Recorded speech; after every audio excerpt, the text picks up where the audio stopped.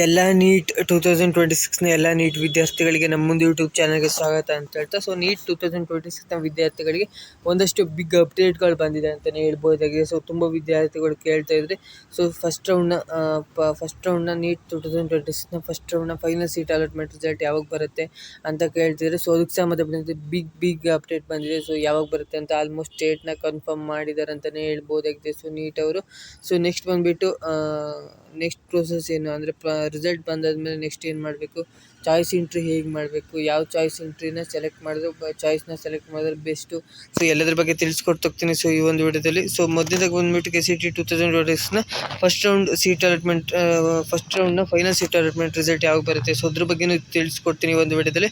ಹಾಗೆ NEET result ಬಂದ ನಂತರ ಮುಂದಿನ ಪ್ರೊಸೀಜರ್ ಏನಿರುತ್ತೆ, ಸೊ ಅದ್ರ ಬಗ್ಗೆಯೂ ತಿಳಿಸ್ಕೊಡ್ತೀನಿ. ಹಾಗೆ NEET counselling choice 1, choice 2, choice 3, choice 4 ಅಂದರೆ ಏನು, ಸೊ ಏನು ಅದ್ರ ಬಗ್ಗೆಯೂ ತಿಳಿಸ್ಕೊಡ್ತೀನಿ. ಯಾವುದನ್ನು ಸೆಲೆಕ್ಟ್ ಮಾಡಿದ್ರೆ ಬೆಸ್ಟ್ ಆಪ್ಷನು, ಯಾವುದನ್ನು ಸೆಲೆಕ್ಟ್ ಮಾಡಿದ್ರೆ ಅಡ್ಮಿಷನ್ ಆಗಬಹುದು, ಸೊ ಎಲ್ಲದ್ರ ಬಗ್ಗೆ ತಿಳಿಸ್ಕೊಡ್ತೀನಿ.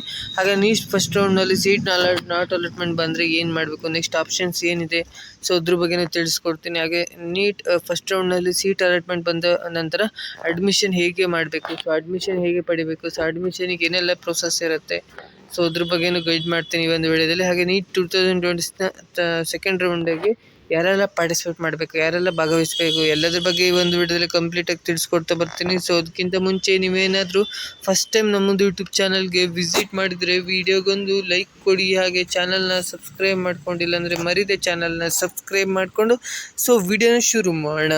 ಸೊ ಮೊದಲನೇದಾಗಿ ಬಂದುಬಿಟ್ಟು ನೀಟ್ 2026ನ ಫಸ್ಟ್ ರೌಂಡ್ನ ಫೈನಲ್ ಸೀಟ್ ಅಲಾಟ್ಮೆಂಟ್ ರಿಸಲ್ಟ್ ಯಾವಾಗ ಬರುತ್ತೆ ಅಂತ ತುಂಬ ವಿದ್ಯಾರ್ಥಿಗಳು ಕೇಳ್ತಾ ಇದ್ದಾರೆ.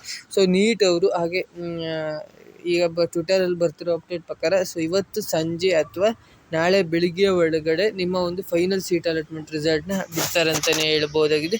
ಸೊ ತುಂಬ ಏನು ಡಿಲೇ ಮಾಡಲ್ಲ, ಇವತ್ತು ಸಂಜೆ ಅಥವಾ ನಾಳೆ ಬೆಳಿಗ್ಗೆ ಒಳಗಡೆ ನಿಮ್ಮ ಒಂದು ಫೈನಲ್ ಸೀಟ್ ಅಲಾಟ್ಮೆಂಟ್ ರಿಸಲ್ಟ್ ಬಿಡ್ತಾರೆ. ಸೊ ಇನ್ನೂ ಜಾಸ್ತಿ ಟೈಮ್ ಮಾಡೋಕ್ಕಾಗಲ್ಲ, ಸೊ ಇನ್ನೂ ಜಾಸ್ತಿ ಡಿಲೇ ಆಗ್ತಾ ಹೋಗುತ್ತೆ ಅಂದರೆ ಸೆಕೆಂಡ್ ರೌಂಡಿಗೆ ಪ್ರಾಬ್ಲಮ್ ಆಗುತ್ತೆ. ಸೊ ಆಲ್ಮೋಸ್ಟ್ ಈಗ ಕೆಲವೊಂದಷ್ಟು ಕಾಲೇಜಸ್ ಕೂಡ ಶುರು ಆಗ್ತಿದೆ, ಸೊ ಅದಕ್ಕೋಸ್ಕರ ಡಿಲೇ ಮಾಡಲ್ಲ. ಸೊ ಆದಷ್ಟು ಬೇಗ ಫೈನಲ್ ಸೀಟ್ ಅಲಾಟ್ಮೆಂಟ್ ರಿಸಲ್ಟ್ ಬರುತ್ತೆ ಅಂತಲೇ ಹೇಳ್ಬೋದಾಗಿದೆ. ಇನ್ನು ರಿಸಲ್ಟ್ ಬಂದ ನಂತರ ಮುಂದಿನ ಪ್ರೊಸೆಸ್ ಏನಾಗುತ್ತೆ, ಸೊ ರಿಸಲ್ಟ್ ಬಂದಮೇಲೆ ಚಾಯ್ಸ್ ಎಂಟ್ರಿನ ಮಾಡೋಕ್ಕಿರುತ್ತೆ. ಚಾಯ್ಸ್ ಎಂಟ್ರಿ ಮಾಡಾದ್ಮೇಲೆ ನಿಮಗೆ ಫೀಸ್ ಪೇಮೆಂಟ್ ಮಾಡೋಕ್ಕಿರುತ್ತೆ. ನಿಮ್ಗೇನಾದರೂ ಅಡ್ಮಿಷನ್ ಆಗೋದಾದ್ರೆ ಸೊ ಅಡ್ಮಿಷನ್ ಆಗ್ಬೋದಾಗಿರುತ್ತೆ. ಸೊ ನೆಕ್ಸ್ಟ್ ರೌಂಡಿಗೆ ಹೋಗ್ಬೇಕಂದ್ರೆ ನೆಕ್ಸ್ಟ್ ರೌಂಡಿಗೆ ಹೋಗ್ಬೋದಾಗಿರುತ್ತೆ.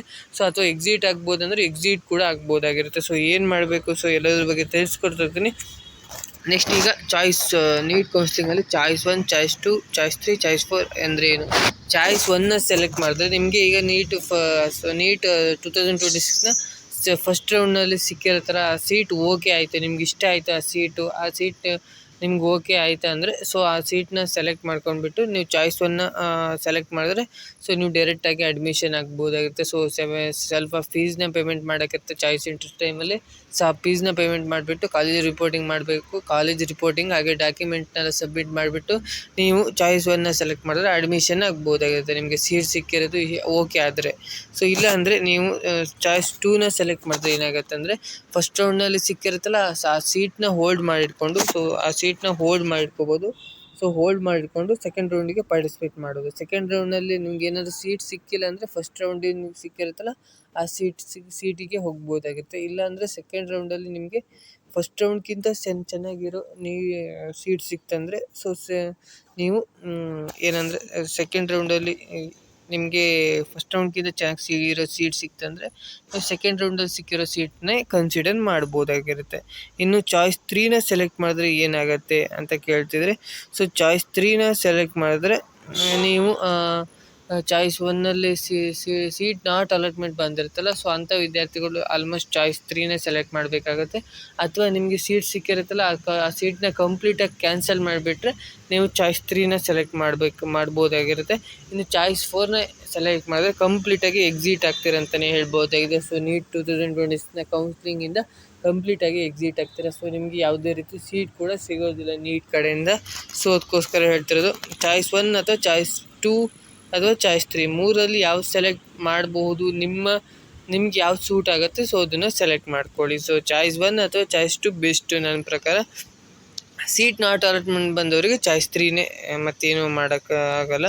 ಸೊ ನೆಕ್ಸ್ಟ್ ಬಂದುಬಿಟ್ಟು ನೀಟ್ ಫಸ್ಟ್ ರೌಂಡ್ನಲ್ಲಿ ಸೀಟ್ ನಾಟ್ ಅಲಾಟ್ಮೆಂಟ್ ಬಂದರೆ ಏನು ಮಾಡಬೇಕು? ಸೊ ಈಗಲೇ ಹೇಳಿದೆ. ಸೊ ನೀಟ್ 2026ನ ಇದರಲ್ಲಿ ಸೀಟ್ ನಾಟ್ ಅಲಾಟ್ಮೆಂಟ್ ಬಂದರೆ ಏನು ಮಾಡಬೇಕಂದ್ರೆ, ಸೀಟ್ ನಾಟ್ ಅಲಾಟ್ಮೆಂಟ್ ಬಂದಿರುತ್ತಲ್ಲ, ಸೊ ಅಂಥ ವಿದ್ಯಾರ್ಥಿಗಳು ಸೊ ಚಾಯ್ಸ್ 3ನೇ ಸೆಲೆಕ್ಟ್ ಮಾಡಿಬಿಟ್ಟು ಸೆಕೆಂಡ್ ರೌಂಡಿಗೆ ಪಾರ್ಟಿಸಿಪೇಟ್ ಮಾಡಿಬಿಟ್ಟು ಸೆಕೆಂಡ್ ರೌಂಡ್ನಲ್ಲಿ ಕರೆಕ್ಟಾಗಿ ಪ್ರಾಪರಾಗಿ ಆಪ್ಷನ್ ಎಂಟ್ರಿ ಮಾಡಿಬಿಟ್ಟು ಸೀಟ್ನ ಪಡ್ಕೋಬೇಕಾಗಿರುತ್ತೆ. ಸೊ ಮತ್ತು ಯಾವುದೇ ರೀತಿ ಆಪ್ಷನ್ಸ್ ಇರೋಲ್ಲ. ಸೊ ಅದಕ್ಕೋಸ್ಕರ ಹೇಳೋದು ಚಾಯ್ಸ್ ಏನಂದರೆ ಸೆಕೆಂಡ್ ಫಸ್ಟ್ ರೌಂಡ್ನಲ್ಲಿ ಸೀಟ್ ನಾಟ್ ಅಲಾಟ್ಮೆಂಟ್ ಬಂದಿರುತ್ತಲ್ಲ, ಸೊ ಅಂಥ ವಿದ್ಯಾರ್ಥಿಗಳು ಚಾಯ್ಸ್ 3ನ ಸೆಲೆಕ್ಟ್ ಮಾಡ್ಕೊಂಡ್ಬಿಟ್ಟು ಸೊ ಮತ್ತೆ ಆಪ್ಷನ್ ಎಂಟ್ರಿ ಮಾಡಿಬಿಟ್ಟು ಆರ್ಡರ್ನೆಲ್ಲ ಚೇಂಜ್ ಮಾಡಿಬಿಟ್ಟು ಪ್ರಿಯಾರಿಟಿ ಆರ್ಡರ್ನೆಲ್ಲ ಚೇಂಜ್ ಮಾಡಿಬಿಟ್ಟು ಕರೆಕ್ಟಾಗಿ ತುಂಬ ಕಾಲೇಜಸ್ನ ಆ್ಯಡ್ ಮಾಡಿ ಮತ್ತು ಸೆಕೆಂಡ್ ರೌಂಡಲ್ಲಿ ನೀವು ಸೀಟ್ನ ಪಡ್ಕೋಬೋದಾಗಿರುತ್ತೆ. ಸೊ ಮತ್ತು ಯಾವುದೇ ರೀತಿ ಆಪ್ಷನ್ಸ್ ಇರೋದಿಲ್ಲ. ನೆಕ್ಸ್ಟ್ ಬಂದುಬಿಟ್ಟು ಫಸ್ಟ್ ರೌಂಡ್ನಲ್ಲಿ ಸೀಟ್ ಅಲಾಟ್ಮೆಂಟ್ ಬಂದ ವಿದ್ಯಾರ್ಥಿಗಳು ಡೈರೆಕ್ಟಾಗಿ ಅಡ್ಮಿಷನ್ ಆಗ್ಬೋದಾಗಿರುತ್ತೆ.